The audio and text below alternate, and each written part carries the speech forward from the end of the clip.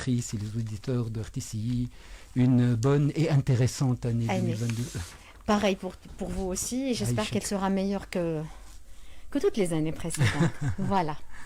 Donc je suis très contente de vous recevoir, Wahid Ferchichi. Vous êtes professeur de droit public, et vous êtes docteur en droit public, et vous êtes le président de l'association ADLI, Association des droits et des libertés individuelles, qui, machallah, a eu beaucoup de succès, a fait beaucoup d'activités. Vous étiez très actif en cette année 2021. D'ailleurs, merci pour le cadeau. Vous m'avez ramené pratiquement toutes les publications de l'association. Voilà, je les montre à la caméra. Il y a plein de livres, plein de publications. On va parler particulièrement du tout dernier, du nouveau-né, qui est un ouvrage collectif en l'honneur de la professeure Sanaa Ben Achour. C'est les libertés au prétoire, les juridictions protectrices des libertés. On va parler de ça dans un petit instant. Avant cela, je voudrais faire avec vous le point sur l'état des droits et des libertés individuelles et publiques durant cette année qui vient de s'écouler, 2021. Comment étaient les choses durant cette année? En fait, en Tunisie, bien sûr. C'est un bilan assez mitigé, plutôt négatif, bien sûr. Et notamment à partir du 25 juillet 2021, il y a eu quand même des événements assez importants. Lorsque je dis assez importants, c'est dans le sens assez grave. Parce que le fait de commencer par suspendre le travail de l'instance la plus haute dans un pays quelconque, démocratiquement parlant, à savoir l'Assemblée nationale, le Parlement, oui. Suspendre aussi le travail du gouvernement. Juste après, quelques instances indépendantes ont été aussi gelées. Des accusations et des attaques. Particulièrement. Exactement. Les attaques qui n'ont jamais cessé contre la magistrature, d'ailleurs même hier, aujourd'hui, donc on voit carrément que le chef de l'État est complètement contre le Conseil supérieur de la magistrature. Donc toutes ces attaques ne pourraient avoir qu'un effet négatif sur les droits et les libertés, notamment avec toutes ces vagues d'arrestations, toutes les vagues aussi d'assignation à résidence.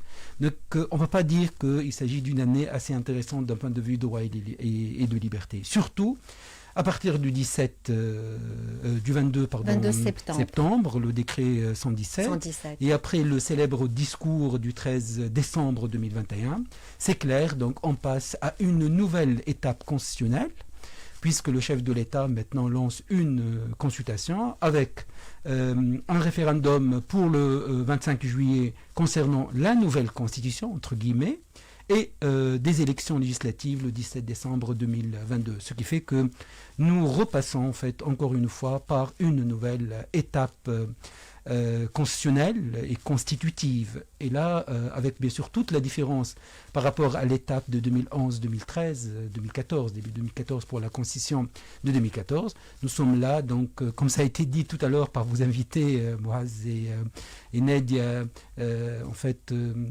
on ne voit plus comment les textes se font en Tunisie, on ne voit plus comment on est en train de préparer les textes fondamentaux d'une république, pardon, si j'ose parler encore, d'une république. Exactement. Oui. Donc, le bilan est assez négatif, et notamment cette ambiance générale qui n'incite pas à un certain optimisme ou un espoir quelconque, parce qu'en fait, comme vous le savez, la concentration de tous les pouvoirs entre les mains d'une seule personne, la personnification des pouvoirs, et ça vous le savez, l'un des célèbres penseurs en la matière, Rousseau, nous le disait directement et ouvertement, que d'une manière générale, le pouvoir corrompt et le pouvoir absolu, bien sûr, corrompt absolument.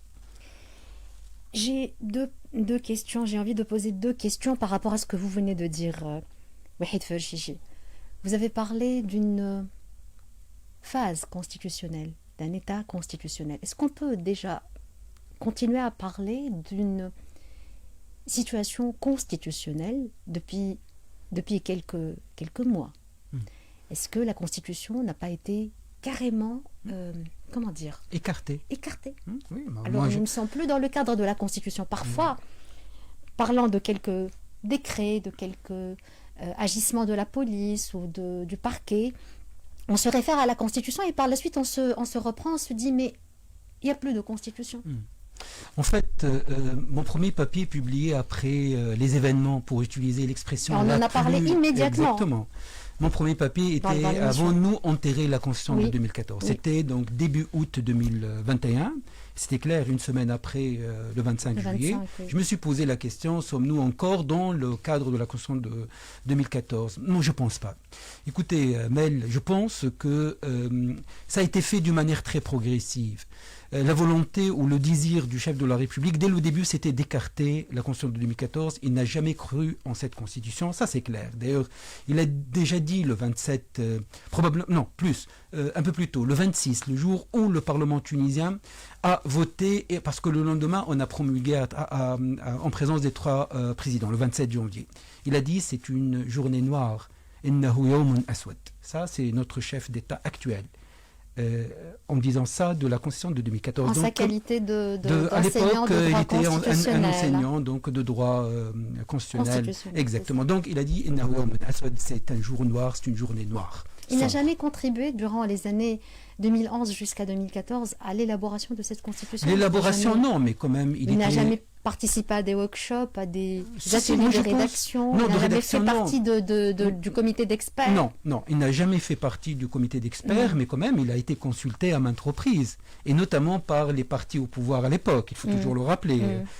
Presque tout le temps, il était consulté par le parti Nahda pour des éléments fondamentaux, y compris pour la place de l'islam dans la Constitution de 2014.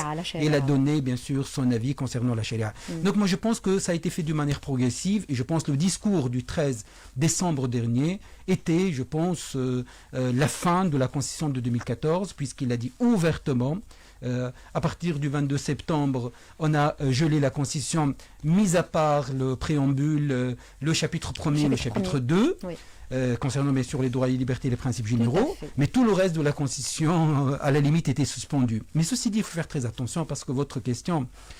je la trouve réellement pertinente, parce que vous avez dit en fait, en fonction d'un certain nombre d'agissements, de violations des droits et des libertés, on se pose encore, est-ce que la Constitution est toujours en vigueur ? Il faut faire très attention.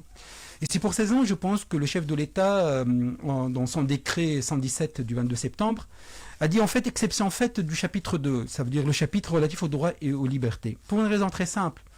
Parce qu'on n'a pas besoin d'un texte juridique pour reconnaître les droits et les libertés. Parce qu'en fait, tout ce courant, le courant en fait, qui prône que les droits et les libertés, ce sont des droits naturels, on n'a pas besoin. En fait, les textes juridiques ne viennent pas pour proclamer les droits et les libertés. Viennent pour organiser, en fait, pour limiter les droits et les libertés. Ce qui fait que même en l'absence d'une constitution, même en l'absence claire d'une constitution, les droits et les libertés ne pourront jamais être suspendus. Justement. Et d'ailleurs, on a une très belle décision, d'ailleurs, puisqu'on est en train de parler du rôle de la justice, on a une décision rendue le 5 février 2013. Le 5 février 2013, c'était le moment où la Constitution de 59 était abrogée, pas suspendue, clairement abrogée, puisqu'en fait, la loi constitutionnelle numéro 6 du 16 décembre 2011, l'une des premières lois votées par l'ANC à l'époque, c'était l'organisation provisoire des pouvoirs.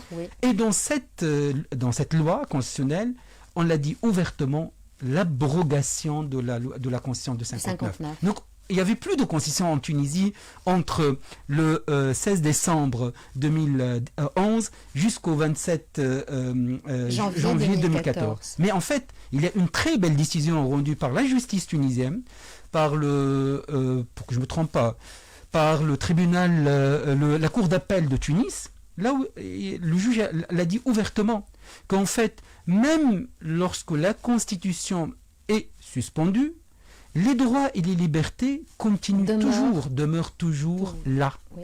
Et donc, en se basant sur ce principe que les droits et les libertés sont naturels, liés à la nature de l'homme ça veut dire de l'humain. C'est inhérent à l'être humain. Donc, même si on va suspendre la Constitution, même si on va abroger la Constitution, il faut qu'on fasse très attention aux Tunisiennes et Tunisiens, et non-Tunisiennes et non-Tunisiens, parce qu'on applique le droit tunisien aussi en Tunisie pour les non-Tunisiens et les non-Tunisiennes.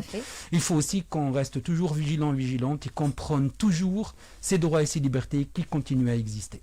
Ma deuxième question, Wahid, est un peu plus délicate, un peu plus difficile, et elle fait appel à l'histoire, avec un grand H, l'histoire de l'humanité, mais puisque Vous êtes dans le droit, vous connaissez aussi l'histoire politique et l'histoire tout court. Est-ce qu'il y a eu des exemples dans la vie de certaines républiques où on a fait tout ce parcours, toute cette évolution qui est admirable, ce que nous avons fait depuis le 17 décembre 2010 est admirable. Nous avons fait une transformation totale dans le paysage politique, dans le paysage institutionnel du pays, et nous sommes sortis d'une dictature vers une démocratie. Une démocratie faillible, défaillante, d'accord, mais c'est une démocratie avec de vraies institutions élues démocratiquement et élues dans la transparence totale aussi. Mais depuis le 25 juillet, nous sommes en train de faire un tournant. Tout est en train de changer. Est-ce que dans la vie des républiques connues dans l'histoire de l'humanité, il y a eu des épisodes pareils où on a rêvé pendant 10 années comme ça, et par la suite, on est revenu au cauchemar. Oui, bien sûr. En fait, que ce soit dans l'histoire de l'humanité un peu plus ancienne ou l'histoire récente de l'humanité. Parce qu'en fait, il faut rappeler qu'un pays comme la République française d'aujourd'hui, donc on est passé en fait de la Révolution de 1789 à l'Empire. Donc c'est très important de rappeler cet élément. C'est-à-dire avec une grande révolution qui a un peu déclaré pour la première fois dans l'histoire de l'humanité la Déclaration universelle des droits de l'homme et du citoyen. 1780. Pour revenir par la suite juste à l'Empire, pour revenir par la suite en fait à la monarchie, à une autre république. Donc nous sommes là aujourd'hui à la 5e République française. Donc il faut penser qu'on est passé par 4 autres républiques. Et entre-temps, il y a eu bien sûr des monarchies, il y a eu un retour de l'Empire. Donc oui, il y a eu des problèmes dans le processus des nations. Donc ça, je parle d'un pays qui est normalement ancré dans la démocratie. Mais plus récemment, prenons l'exemple des États de l'Europe de l'Est qui ont vu un peu le jour dans leur processus démocratique tel que connu aujourd'hui à partir de 1989. La Pologne, l'Hongrie, bien sûr, avec la chute du mur de Berlin et la dissolution la dislocation de l'ex-Yougoslavie. Et c'est des républiques qui fêtent cette année, en fait, fin 2021, une trentaine d'années de leur existence.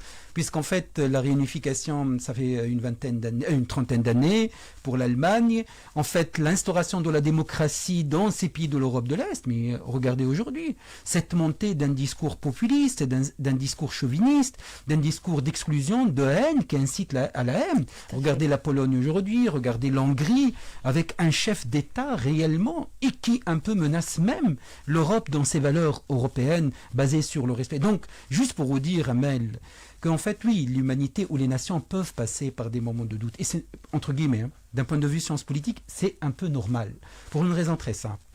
Il y a toujours une période là où il y a ce qu'on appelle cet élan révolutionnaire. Et on a vécu l'élan révolutionnaire, cet esprit magnifique qui a tout, comme vous venez de le dire, Amel, qui a un peu secoué notre manière de voir les choses, notre manière de procéder. Et surtout, on a détruit la personnification du pouvoir. Et ça, je pense, c'était un acquis extraordinaire. Deuxième acquis extraordinaire de cette période tunisienne, et qui est partagé par ailleurs par d'autres expériences, c'est le fait que la fabrication des institutions, la fabrication des lois, se fait dans la transparence et dans le débat. Et c'est pour cette raison, lorsque le chef de l'État, le 25 juillet, a suspendu le travail de l'instance, entre parenthèses, entre guillemets, démocratique par excellence. C'est là où c'est le forum, c'est le débat. Forum, et depuis, donc tout à l'heure, j'étais en train de suivre un peu le débat avec Moaz Zinedia et avec vous-même, bien sûr.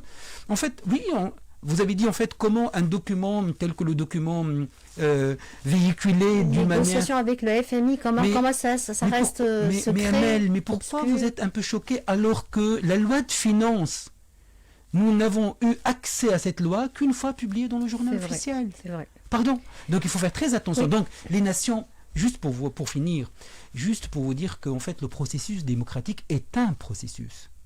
Ce n'est pas une étape par laquelle on passe d'une manière simple et fluide. C'est un processus avec énormément de problèmes, énormément de virages, comme vous venez de le dire, énormément de revirements, et énormément, bien sûr, de personnes qui ne croient pas à la démocratie. Il faut faire très attention. Donc ce n'est pas parce qu'on est dans un processus démocratique que tout le monde, en fait, s'approprie cette idée de démocratie. La preuve en est, d'autres nations sont passées par une quarantaine, cinquantaine. Le minimum, c'est entre 25 et 30 ans pour se dire réellement, on est à la fin d'un processus ou non. D'accord. C'est l'alternative qui est très importante aussi. Et hier, en regardant un extrait des débats qui se déroulaient au Sénat français, concernant justement cette déclaration d'Emmanuel Macron oui. contre les Français non vaccinés. Il a dit « j'ai envie d'emmerder les Français qui ne sont pas vaccinés ». Il a fait une déclaration, il a accordé une interview au journal Le Point. Et j'ai entendu un député dire « Son Excellence le monarque présidentiel ». Est-ce que c'est une tendance? Est-ce que c'est dans l'air du temps? C'est une mode ces temps-ci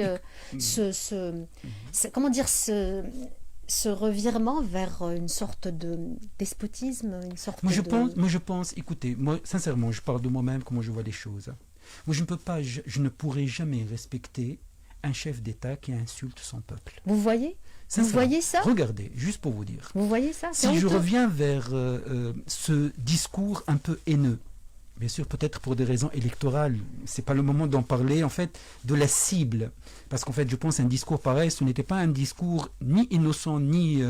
c'est un discours... fortuit, c'était bien calculé. Bien calculé, bien ciblé, parce qu'il s'adresse directement à un électorat quelconque. Mais il va laisser des plumes. Hein. Comment? Il va laisser des plumes. Certainement, on va voir par la suite. C'était très maladroit, il va laisser des plumes. On va voir par la suite. Mais lorsque, chez nous, en fait, on n'a pas cessé, depuis le 25 juillet, même avant, d'avoir un discours qui essaye tout le temps de mettre en place un système de ségrégation, les uns et les autres. De division. Un chef d'État qui insulte son peuple en traitant son peuple de souillard, en traitant son peuple de tous les noms à un moment donné. Il faut faire très attention à ce niveau-là. Donc comment peut-on se proclamer d'un côté le président de tous les Tunisiens et de toutes les Tunisiennes et d'un autre côté de choisir son peuple? Donc il faut faire très attention, réellement très attention. On ne va pas respecter un chef d'État, qu'il soit monarque, président ou autre, qui insulte son peuple. Cette tendance, vous venez de le dire, moi je pense que la tendance ce n'est pas dans ce sens. Il y a bien sûr une tendance, ou bien si vous voulez, un regain d'intérêt du populisme partout dans le monde. Et là, si vous voyez un tout petit peu, c'est presque d'une manière cyclique.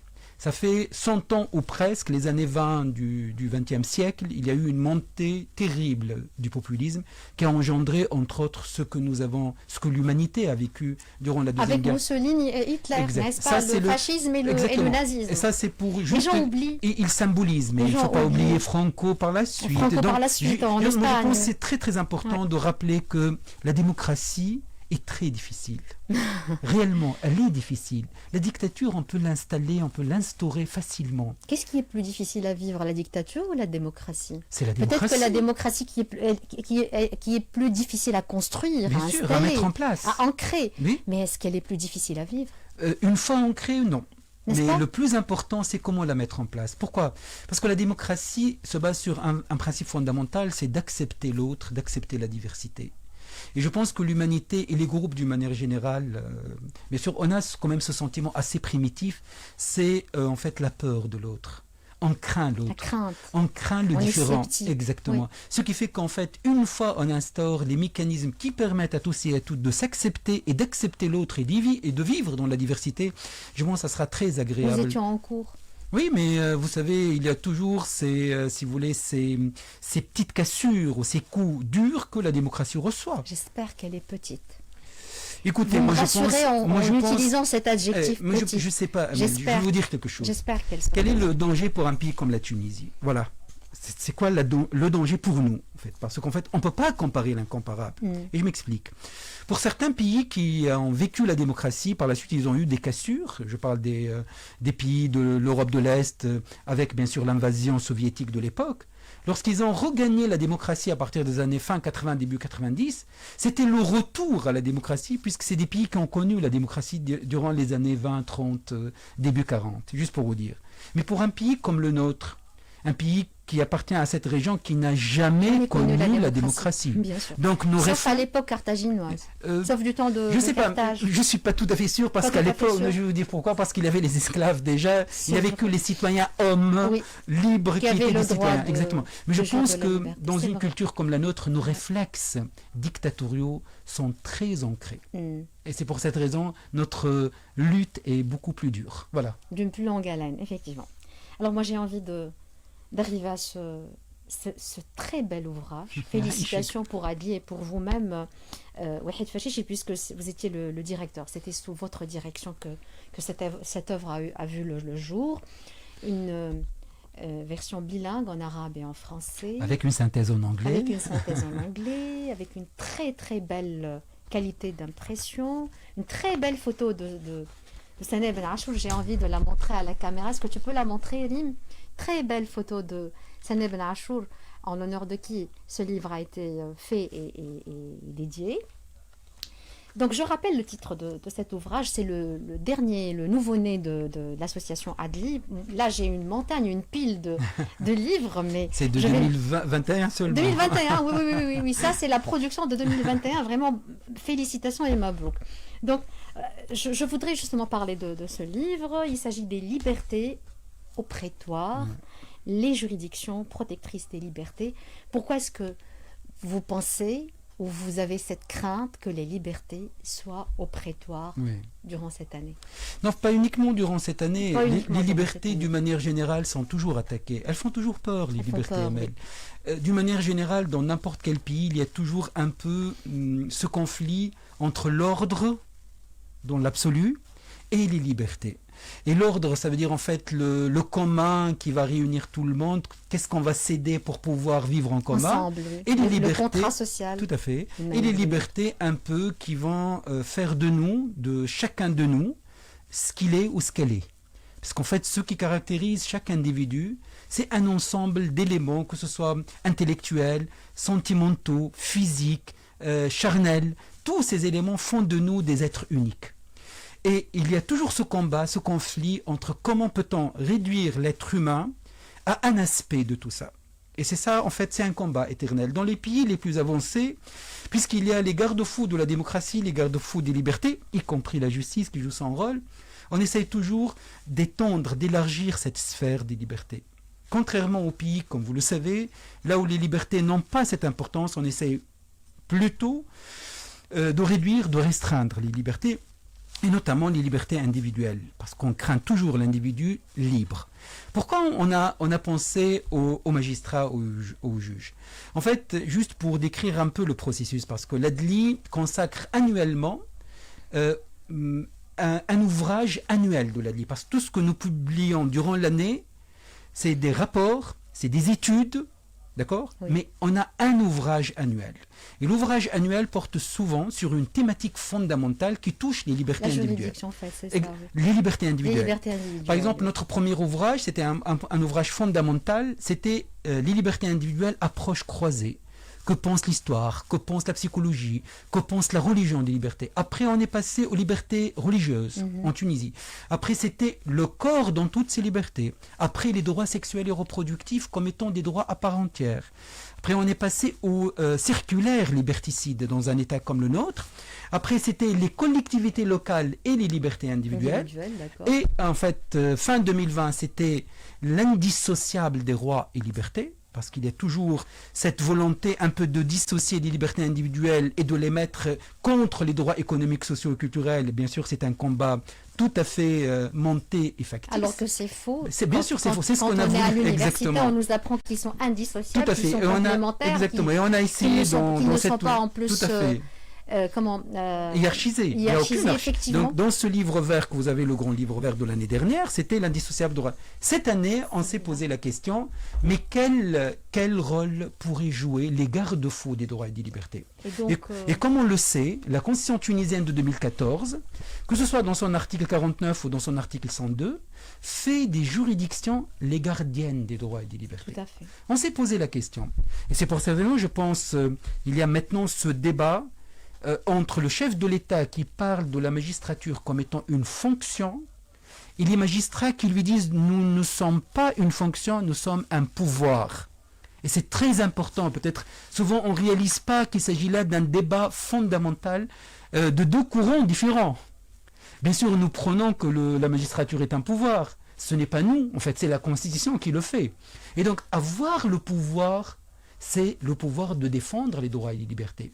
Et on a essayé, bien sûr, comme vous le savez, c'est un ouvrage dans lequel ont participé 27 chercheurs, que ce soit des chercheurs, que ce soit des magistrats, des avocats, des praticiens de droit, des professeurs, des doyens et des doyennes, donc des personnes d'une génération assez ancienne des juristes au plus récent des juristes tunisiens. Il y a toutes les générations qui sont représentées. Et on a essayé tous et toutes de chercher quelles sont les décisions qui ont marqué ces dernières années, ces 7 dernières années, ça veut dire 2014 avec la promulgation de la Constitution, jusqu'à 2021, pour voir est-ce qu'on a eu quand même des décisions qui ont montré que le magistrat tunisien, la magistrate tunisienne, le juge et la juge se sont appropriés de cette mission qui s'appelle protéger les droits et les libertés. Et nous sommes tous et toutes tombés sur d'excellentes décisions, d'excellents arrêts rendus par tous les tribunaux, que ce soit les tribunaux judiciaires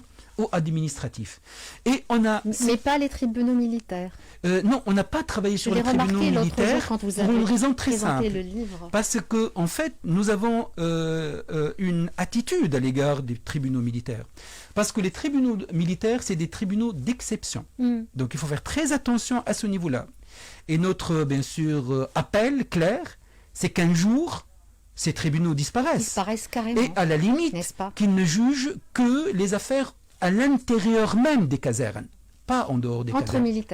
Entre militaires, plus encore, Amel, et à l'intérieur des casernes.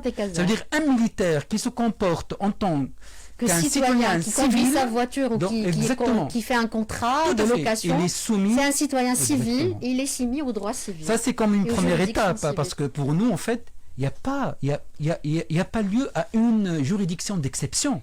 C'est pour cette raison on n'a pas à aller chercher dans une juridiction, premièrement, qui est soumise à la hiérarchie militaire, parce qu'il faut toujours rappeler, il n'y a aucune autonomie, aucune indépendance de la justice militaire. Et c'est pour cette raison, puisque vous avez parlé tout à l'heure, Amel, de cette crainte pour les libertés, le fait de traduire dans une période d'exception les civils devant les tribunaux militaires, c'est une atteinte grave, bien sûr, à la civilité de l'État. Oui.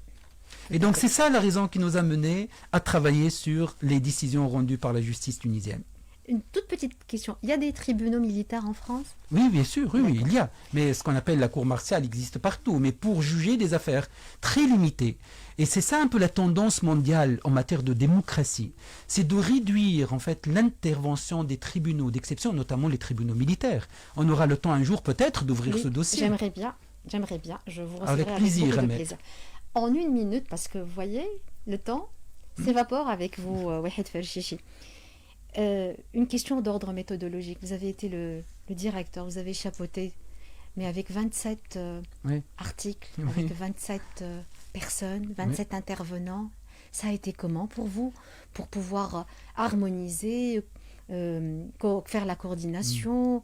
Vous avez bien sûr dû lire tous les articles une dizaine de fois chacun, n'est-ce pas? Vous les connaissez par cœur. En fait, j'ai eu la chance de tomber sur d'excellents et d'excellentes personnes. Des personnes qui sont très disciplinées, très généreuses. Et j'ai eu avec moi, bien sûr, une équipe formidable au sein de l'Adli, Anour Zayeni, Mohamed Amin Jlassi, Ahmed El Aloui, Soumaya Belhaj. Donc des personnes qui ont aussi aidé leurs pauvres amis à mener à terme ce travail.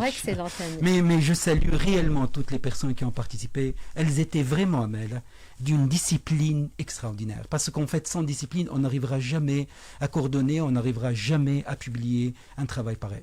De la discipline, du respect et mettre un peu de son corps, de l'amour dans ce qu'on fait, de la générosité de cœur. Oui. Et ça sans entrer trop dans les détails, par exemple, Amel, dans un travail pareil, nous avons reçu un petit financement pour payer les contributeurs et les contributrices. Oui. Vous savez, un gros nombre de ces personnes ont refusé. On ne reçoit pas de l'argent pour un écrit pareil. Juste pour vous dire un peu la qualité de ces personnes. En tout cas, moi je vous félicite, vous personnellement, Wahed Ferchichi, un grand bravo pour vous pour ce travail, pour tout ce que vous faites. pour votre enthousiasme, pour votre sincérité, surtout pour votre force de volonté, de caractère. Vraiment un grand bravo et à très très bientôt. À très bientôt. Je suis très ravie de vous recevoir comme à chaque fois. Moi aussi. Et à très bientôt. À très bientôt. Au revoir, Aïcha. 18h, le flash de 18h et à tout de suite.